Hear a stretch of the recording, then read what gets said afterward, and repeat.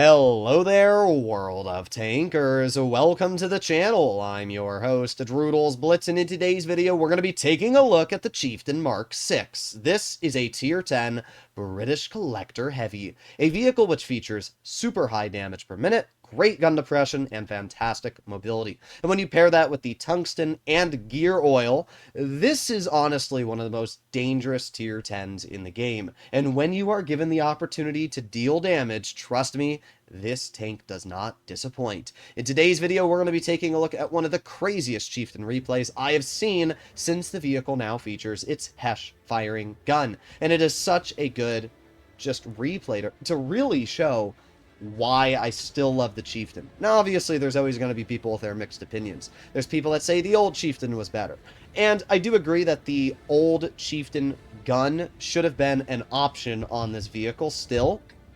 But I have to say I think I'd pick this gun over the old one. And I know there's a lot of people, especially comp players, which like saying the 215B is better than the Chieftain. I disagree. I really do. The 10 degrees of gun depression, front-mounted turret, better mobility, much better reverse speed due to the gear oil, and the fact that this vehicle has 216 mils of Hesh pen with tungsten versus the 184 mils of Hesh pen with the 215B. Sure, the 215B gets premium ammo, but you also get awful side armor, one of the worst hauls in the game, and the ability to get lit on fire just about every other shot. I still think the Chieftain's better. And I think this replay is really going to cement that. Now, there's not, that's not to say, like, the 215B is bad. I think the 215B is fantastic. But I just think the Chieftain is more flexible. And at the end of the day, flexibility is the most important characteristic for any tank. So, here we are at the Chieftain, unfortunately driving into the plane there. But let's see what Chris is able to do to this M103. Well, there you go, showing the entire side of its turret, and, 550. You can see that tungsten and adrenaline have both been activated. And Chris is going to aim it on the side of the 703 again. Boom! 516 damage. Now, that BZ-75 is able to get a 524 damage shell into the Chieftain, but it really doesn't matter, because in return, 1,500 damage is dealt. So you bleed 500, you deal 1,500. That's a pretty good trade if you ask me. And oh, yeah, another Hesh shell, 484, 2,557 damage dealt within the first minute and a half. I mean, that's just such a good example of the damage output this vehicle features. So, this game has only just begun. Now, we can actually see Chris's loadout with the Chieftain, and it is large fuel, large food, and gear oil. I know there's some people out there which love to run double food and then gear oil, and to be fair, that is a decent loadout, but a small food only gives you a 3% buff. That's it. A 3% buff to your DPM just isn't enough to warrant running it. Also, I'm surprised Chris didn't fire a Hesh shell there, because that would have been a pretty easy pen. But it doesn't matter all too much. Another nice shell into the Kron. This player is getting absolutely bled, and they're not really able to do anything to the Chieftain in a haul-down position. Loading in a high explosive, boom! 459 damage into the side of that Foch. Good thing you didn't load standard HE, because god does this thing have still awful shell velocity for that standard high explosive. That is one of the biggest things that always grinds my gears when it comes to the Chieftain, just that awful shell velocity. But the premium Hesh actually has really good shell velocity, so it's not that big of a deal. Now at this point, the game's not looking great for Chris's team, right? It's a 3 versus 5.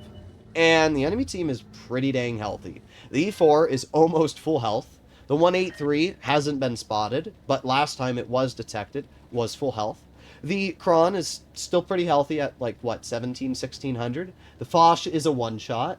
And apart from that, we have the BZ-75, who's still half health. So there's a lot of HP on the enemy team. Chris's team has, let's take a look very quickly. Ooh, trying to scroll behind. Pretty healthy E75, still got about half the health. And a, trying to see that 183, half health 183.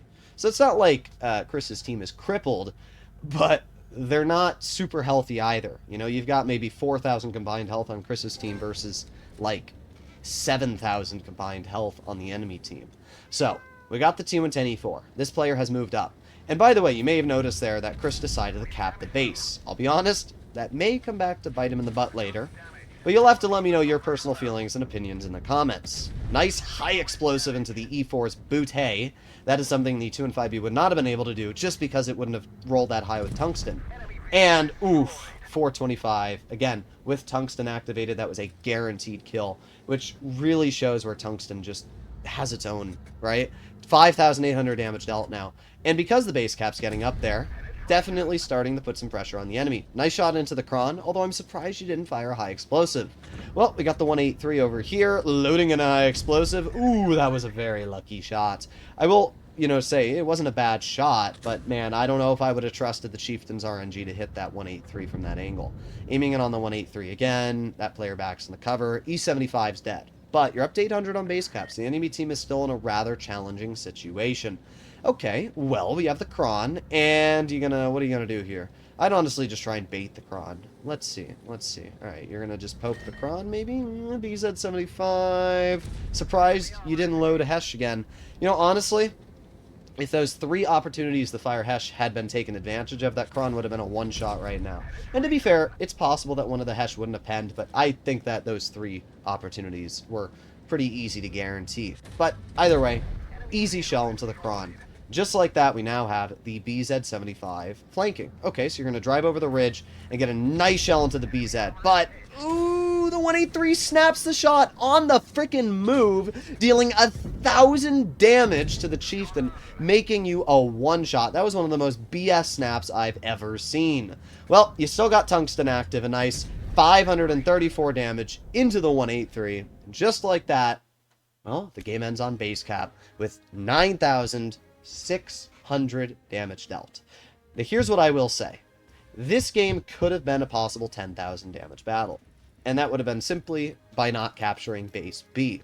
You obviously don't know what's going to happen in a game, but my advice to Chris or anybody else that watches this replay is if you're up on base cap and your team has the 2 bases that the enemy have to push to get, don't cap another base unless you want to win.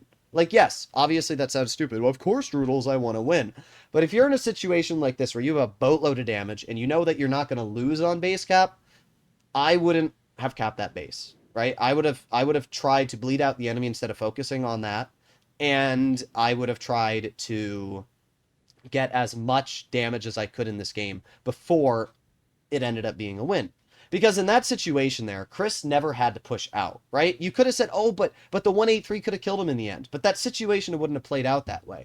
If that base B was never captured, the BZ75 would never have been YOLO'd by Chris because the base still would have been, 60, 70 points behind from when he capped it. So he would have had plenty of time to decide what he wanted to do, if he wanted to push here or there. It would not have been the same result, and it would have allowed Chris to deal more damage. So this could have been a 10,000 damage potential game, and that's not criticism, it's just food for thought. Whenever you're stuck in a situation like this, I usually do not recommend to cap the base unless you are down on base cap and you need to get up. This is also why I still think Supremacy can really have some big downsides, because if this wasn't Supremacy, there was still about a minute and a half left in that game. Chris would not have probably YOLO'd out and YOLO'd for the BZ, and that would have been a really, really crazy damage farm, especially with the Foch being a one-shot. All that Chris would have had to do was farm out that 183. Could have been a super high damage game. Well, it was, but I mean like the freaking 10,000 damage, which is just an insane number to reach. But either way, crazy good battle for the Chieftain, and it really does showcase why this tank is so good. The 2 and 5B would not have been able to do what the Chieftain did. Just on that E4 alone, activating Tungsten allowed those shots to clear that vehicle immediately, where the 2 and 5 you just wouldn't have been able to do that. So it's a big advantage there, not to mention the gun depression on Normandy, the Chieftain being able to work those ridge lines, shoot that Kron when using gun depression, shoot the E4 using gun depression. Again, the 2 and 5B with the 7 degrees in rear turreted design would not have been able to get away with that. So honestly, I just don't think the 2 and 5B is as flexible. And as I always say, reliability and flexibility are key.